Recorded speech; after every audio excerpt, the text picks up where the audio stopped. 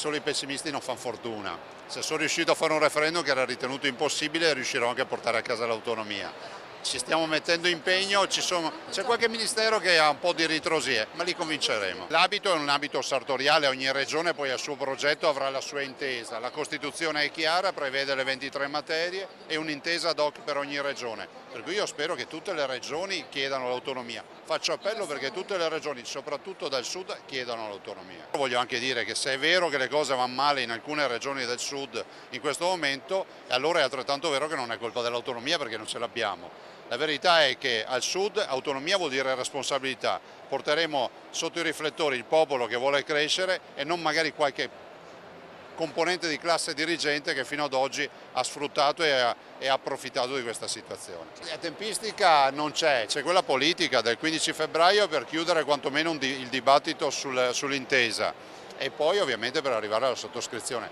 direi necessario prima delle europee.